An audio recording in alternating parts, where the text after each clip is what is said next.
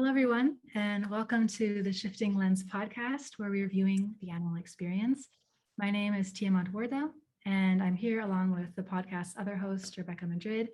And we are kicking off season 2 with this episode after a bit of a break to accommodate some conflicting schedules, health crises, and just honestly, the current state of the world and just everything that's happening right now. We needed a bit of a break.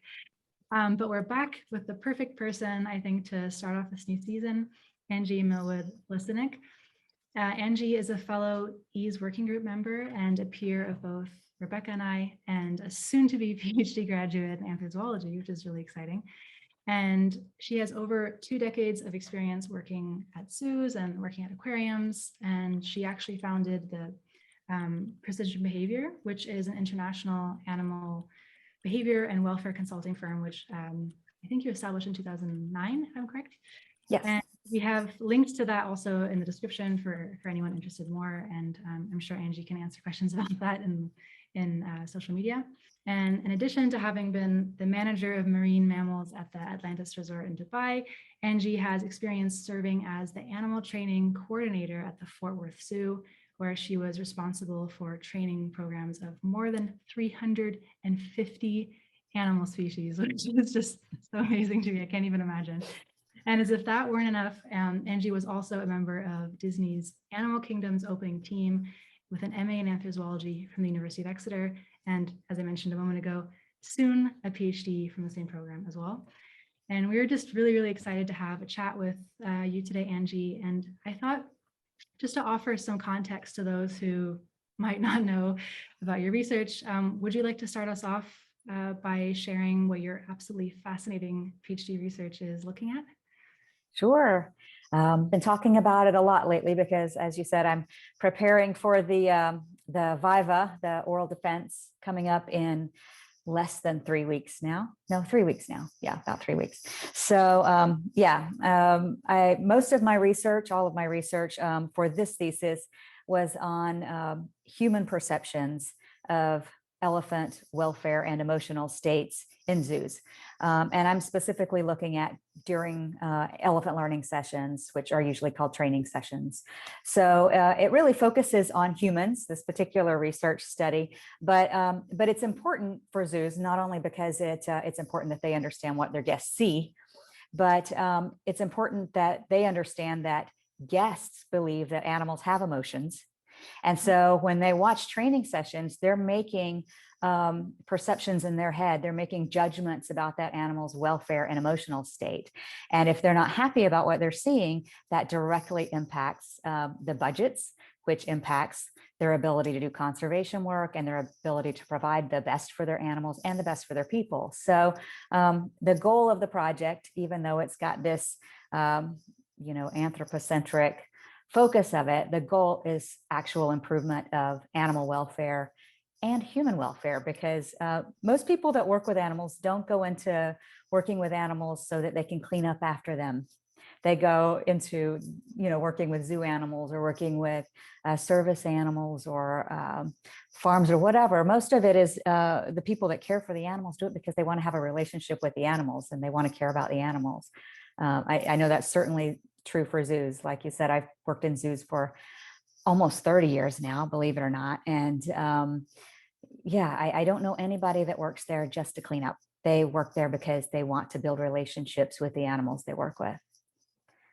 Yeah, it's so fascinating. And you mentioned sort of the practical applications of this research, that it's not just sort of a theoretical discussion, but it's really a way for the zoos to perhaps improve their ways or improve sort of maybe like outreach or something.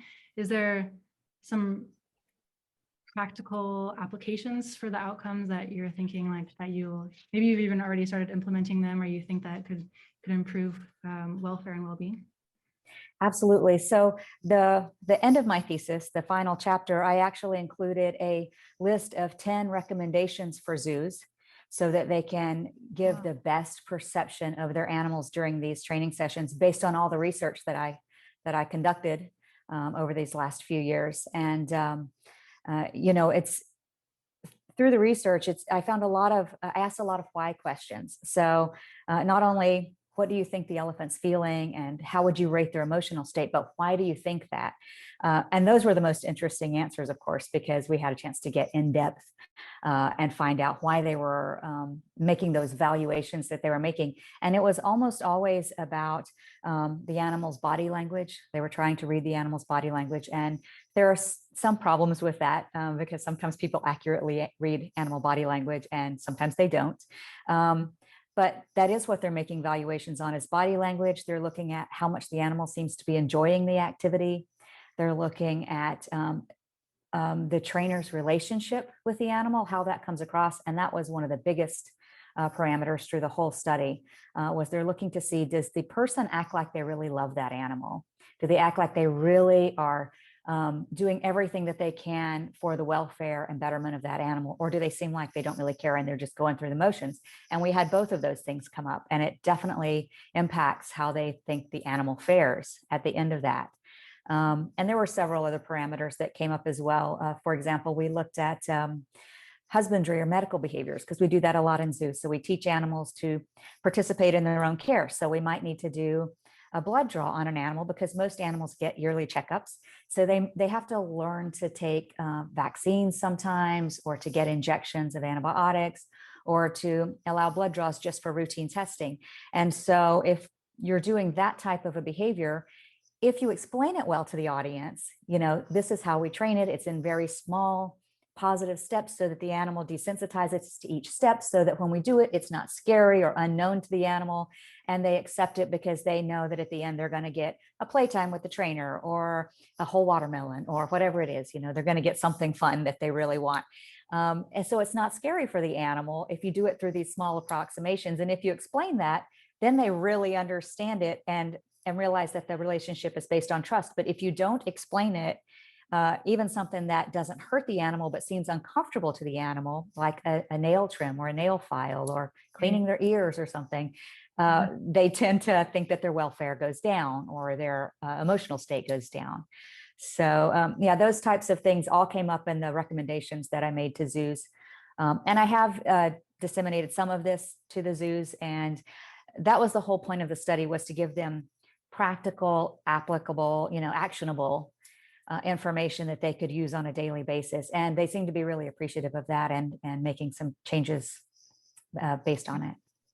So I guess it's really about, they want to see that relationship between the elephant and the handler or the trainer, whatever term you use. But I guess, there would have to be that relationship for them to see it, right? So that emphasis on the relationship between both of them. And what kind of came up, you were talking about this, the emotions and everything. And I research not emotions specifically or perceptions of emotions, but their management. And something that surprised me in my research was when the folks I spoke with were a little bit hesitant, even though they work with animals, to really fully, acknowledge verbally the full, rich, complex scope of emotions of other species, right? And I wondered if they're, I guess, sort of afraid to anthropomorphize. Like they always said, oh, not to anthropomorphize, but this, that. So I don't know if that was something that came up in your research at all, that they were like, a bit hesitant to say they perceive certain emotions in the elephants, maybe. Okay, so to answer your question, one of the questions that I asked people during my research was, I asked them 5 different questions about their belief in animal emotions. So to get a gauge, since I'm asking them about animal emotions, it's important to gauge how much they really believe in animal emotions. And so I asked them questions like, do you believe, well, this was specific to zoo animals, do you believe zoo animals have emotions? Do you believe those emotions are similar across all zoo species? Do you think those that zoo animals have as many emotions as your pet has, your companion animals have? Do you think zoo animals' emotions do you think zoo animals have as many emotions as humans? That type of thing. And so what I found was that people across the board, these are, again, you got to remember, zoo guests and not the zookeepers or zoo staff themselves, because I think they're a little more hesitant to do that sometimes because they've had it pounded into them not to be anthropomorphic in their descriptions. But zoo guests across the board absolutely believe that zoo animals have emotions. They believe that all zoo animals have emotions. They believe they're very similar to their pets' emotions, or if not the same as their pets' emotions. But when it comes to humans, that's where it got a little fuzzy. So a lot of people believed that zoo animals do have emotions similar to people, but they were very reluctant to say that they have them to the same degree or that we experience them equally. So yeah, it was really interesting. So, and then that's okay. I mean, because, we don't know, I don't even, I can't say I know an elephant's emotions any more than I know your emotions, because they're internal states. But I think it's important that people are seeing them as absolutely the same as their pets' emotions. And they do feel like their pets love and have great relationships with them and feel these emotions. We know that they think pets have those emotions. So if they're starting to creep up to thinking that the emotions are similar to humans, I think that's a good sign. And again, a lot of the science today shows us that we have all the same biological underpinnings. So we don't know if they experience exactly them in the same way that we do, because our cultures are different and that type of thing, but they have the internal makeup to feel emotions. So I don't know why we would assume that their emotions would be completely different than ours. Right. Yeah. I always wonder, because especially you mentioned like sort of this pounding in the head of trainers, like, oh, don't, not anthropomorphize and all of that. Like, do you think that that might be sort of a coping mechanism in a way, like in certain areas that you might think like, okay, don't acknowledge this broad range, because if you did, then what you're asking this animal to do, or where you're asking the animal to live, and or whatever the case is that they're working, might seem a bit more difficult for them over the long term? Or do you, just a bit off of your research now, but sort of because you had experience in this field? Sure. I think that maybe that was some of the case a while back. And I'll say that that's not to say that the more modern zoo staff and modern zoo administration aren't changing that. So I think it's not that zoos across the board are saying that. I think the older staff have still a little bit of that going on. But like when you see modern zoo administrators, like some of the CEOs that I work with in zoos, they're very happy to say that animals have emotions. They want their animals to be happy. They want people to see how smart their animals are, and that they have good relationships with their families that they live with or whatever, and their keepers. So I think it's not across the board, but I think it's just historically been that zoos wanted to be seen as places of science. And so, in science in general, not just in zoos, but in science in general, it's only been the last decade or so that we've really started talking about animal emotions. And before that, it was just considered, no, that's too anthropomorphic. And if we can't scientifically prove it, we shouldn't say it. But Right. that's not really the case anymore. So I think zoos are definitely on that train. There's just, like in every field, there's going to be some holdouts. Yeah.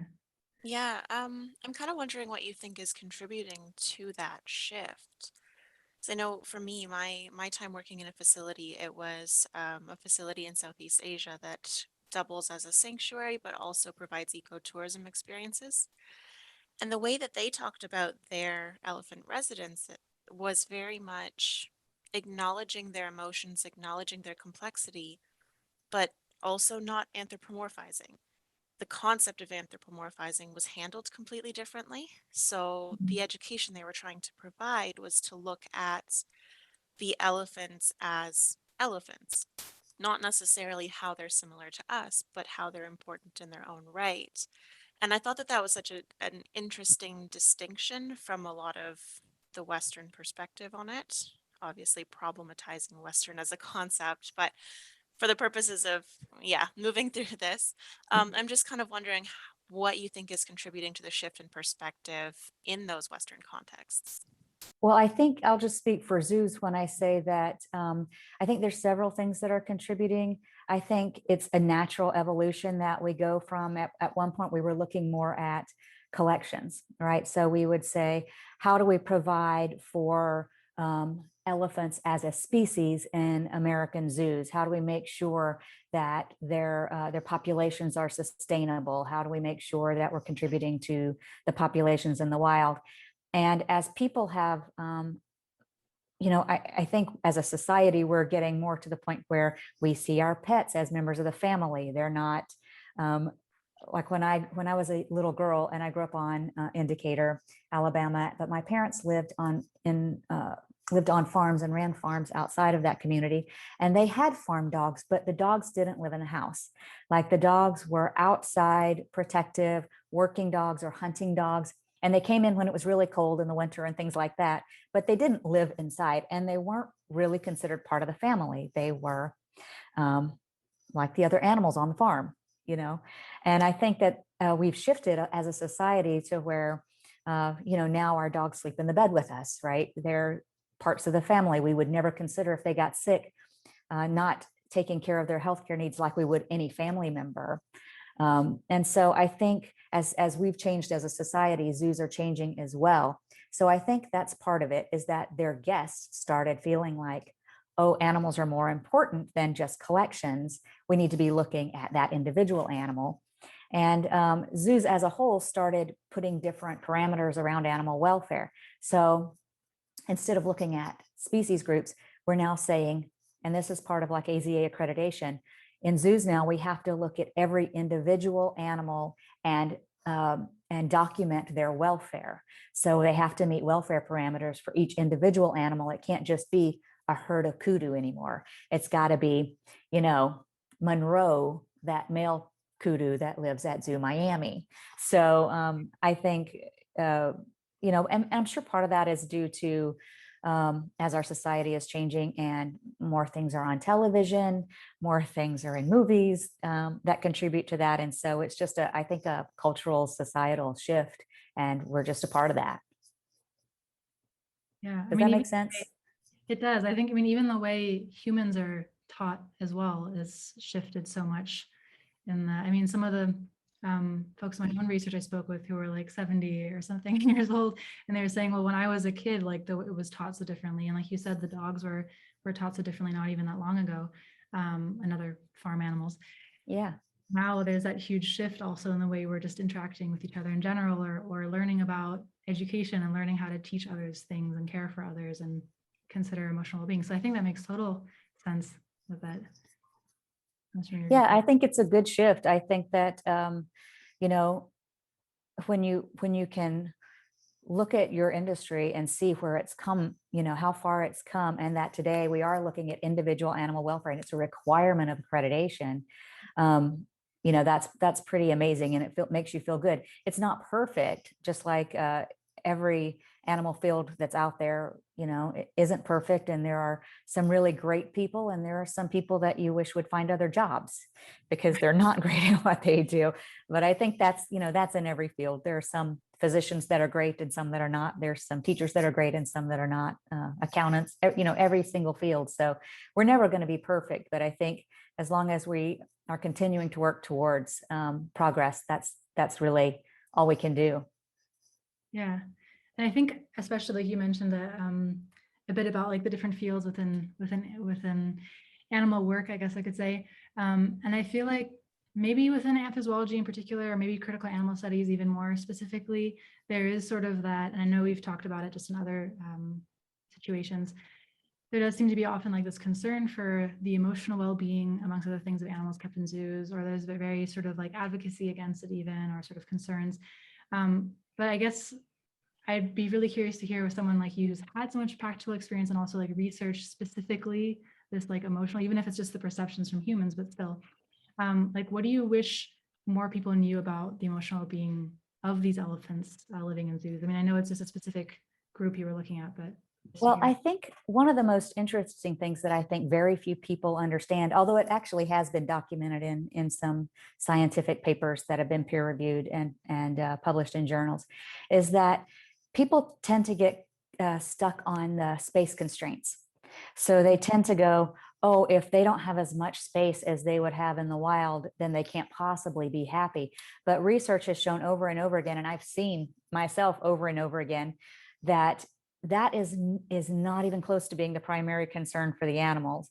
It's much more important the care that they have in those facilities, the people that take care of them, how the people treat them, if they're given good social groups, so they have good social interactions that they would normally have, if they have good nutrition, good enrichment, I'm not saying that space doesn't matter, because I think it does. And I think we can do better in many cases, but I don't think it's as important as people believe it is. For example, when you have a cat that paces, which is a problem in some zoos with some cats for a lot of different reasons.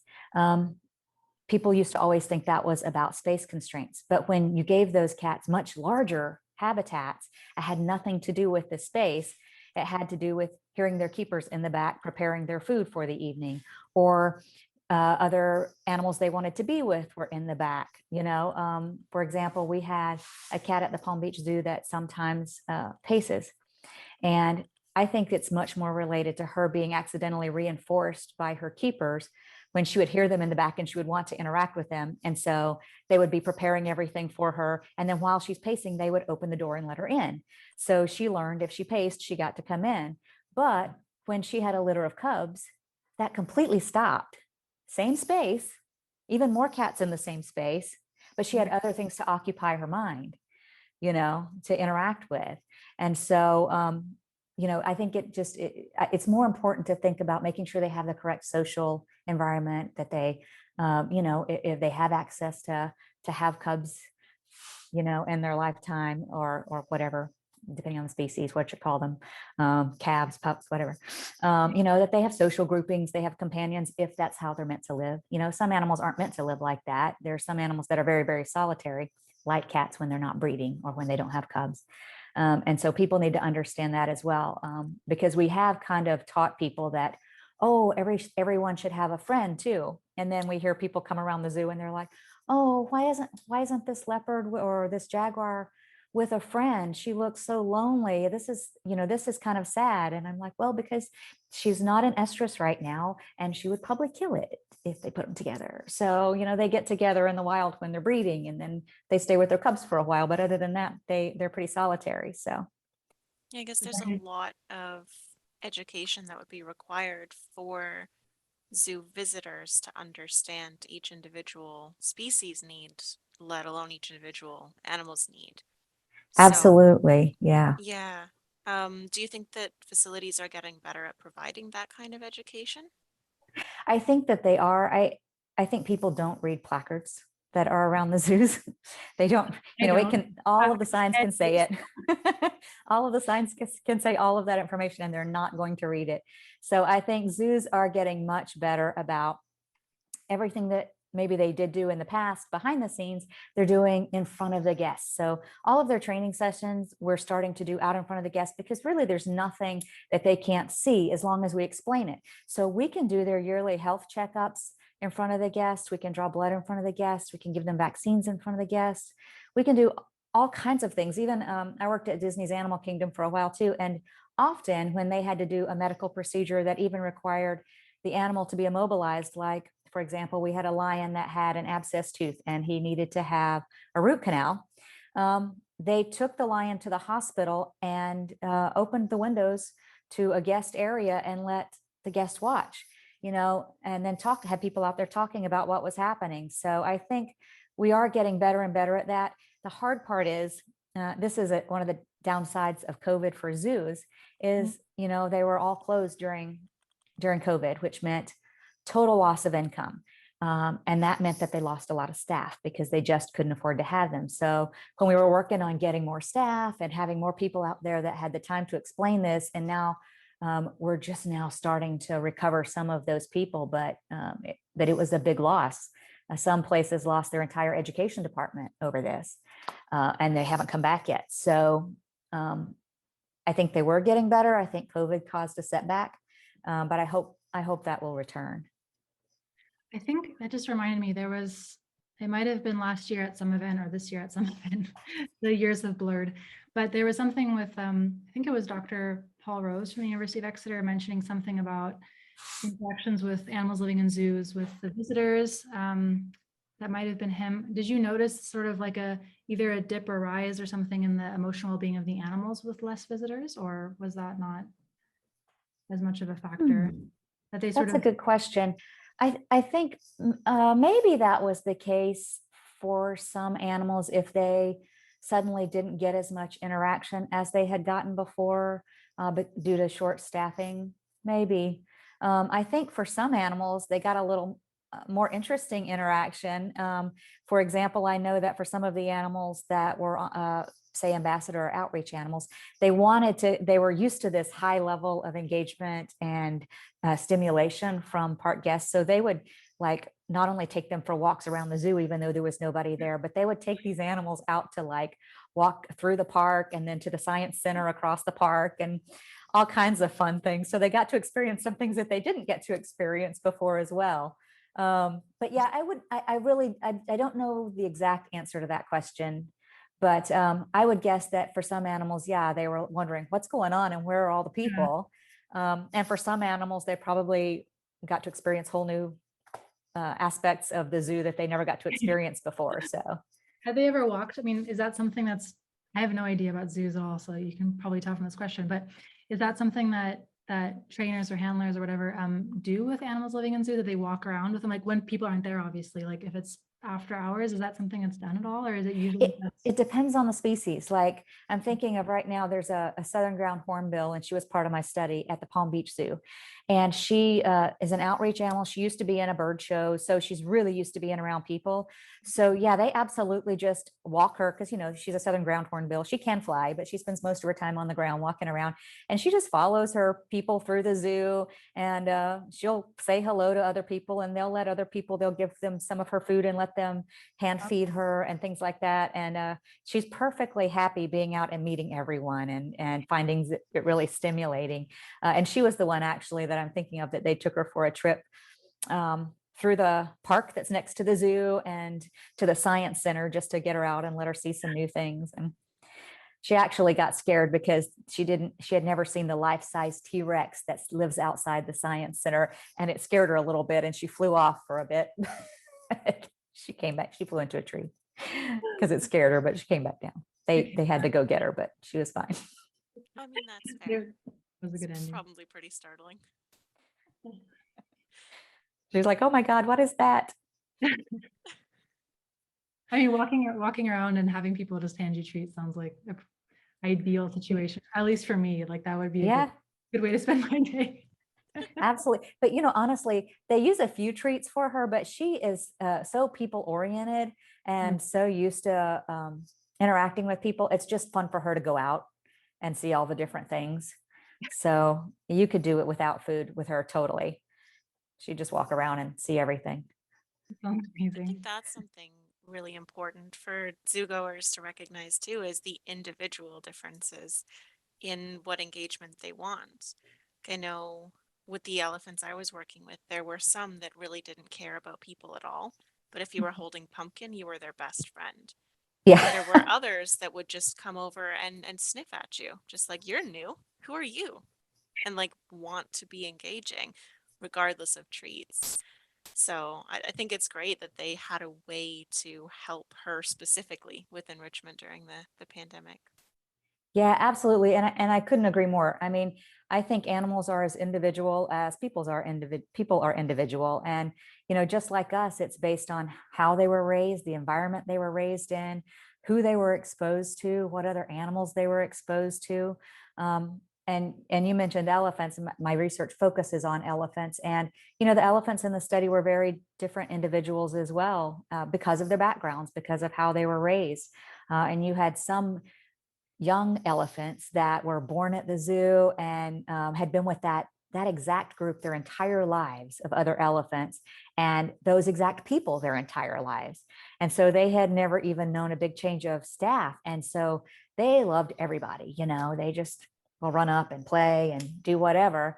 And you had some elephants that, you know, were moved from facility to facility, just one in particular that I'm thinking of, and hadn't always been in a good, positive training system. She had been in kind of the old circus style Incas carrying system early in her life. And she's the oldest elephant at the zoo now. And she was very different. You know, it took a long time for her to trust someone. And so younger staff didn't interact with her a whole lot. You had to be at a higher level to even really work her. And so, yeah, it is very different. And, you know, at zoos, elephants are a little different in American zoos anyway, because we don't allow people to reach out and touch the elephants or feed them or anything like that, just for safety safety concerns.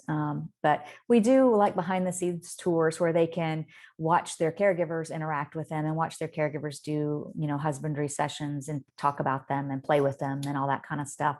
So they get to vicariously experience them. But that was one of their complaints, actually, in some of my research, is that they wanted to be able to touch and pet and feed the elephants. But we're just not allowed to do it.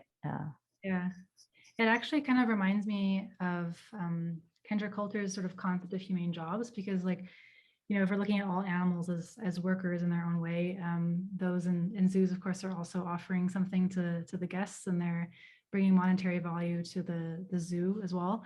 And sort of the whole concept behind that is that animals are suitable for, but also interested in the work that they're doing, right? Like that would make it sort of the baseline for being a humane job.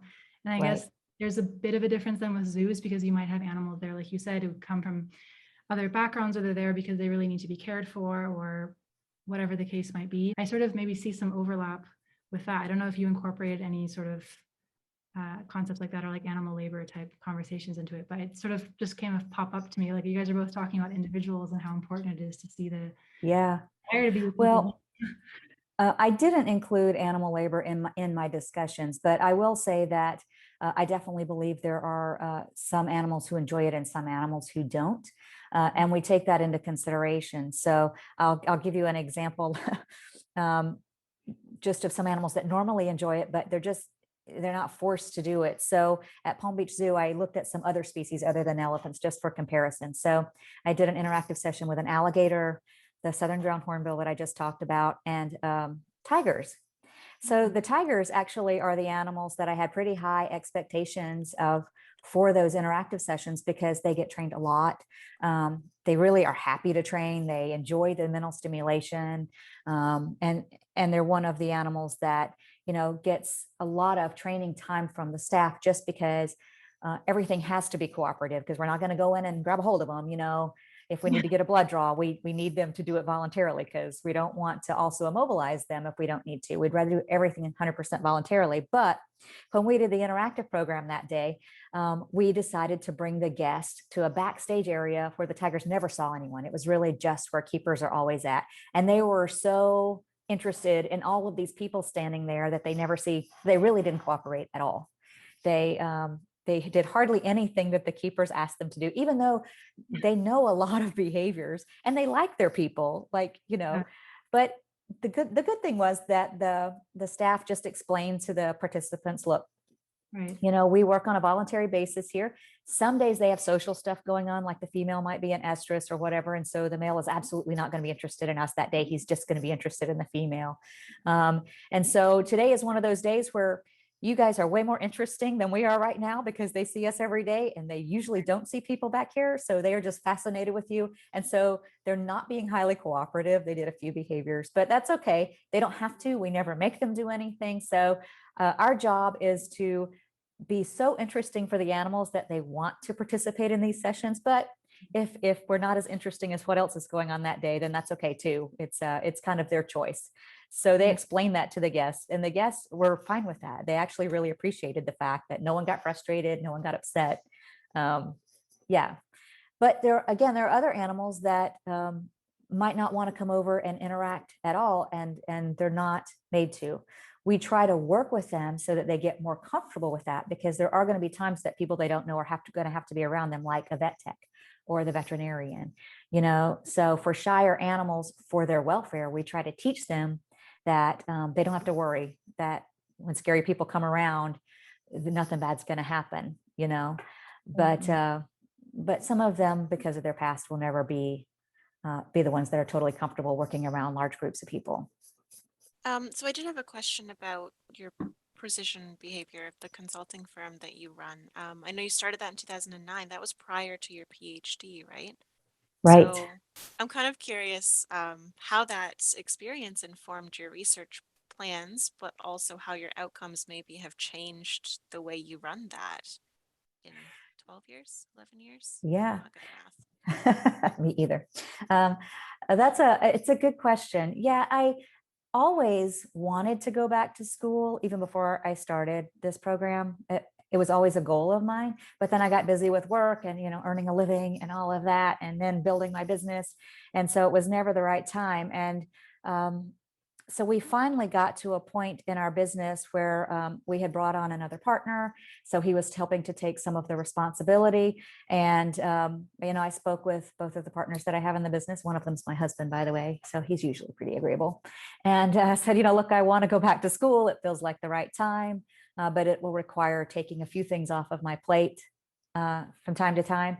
And they both were more than happy to do that and felt like it would be good for our business. One of the reasons I did it was because I wanted to have a stronger voice in the zoo field. I mean, I feel like our company has a good reputation, and we're very involved in the zoo business. So I feel like we have a voice anyway. People know who we are, but there's something to be said for having an advanced degree and being able to publish in peer-reviewed journals and things like that. And that was something you don't need a PhD to do, but I didn't have the confidence or the skill set. I didn't feel like to do that without going back to school. And so that's definitely something I've learned. And yeah, I've loved the process, and I think that it has helped some. So it's helped me to have a little bit stronger voice in the community, because people know that I have some of the academic credentials to back up some of the stuff I'm saying. And I can now go, but yeah, there have been several studies about that, and this is what they're saying. And I know how to look that stuff up now. So that helps to contribute to it. But I also do think that it's helping my company from the standpoint that now we're going to be able to offer some research services to zoos that we've never offered before. And zoos are now excited about someone that they trust can come in and do research in their facility and look for things that, they would want to have, questions they would want to have answered as well.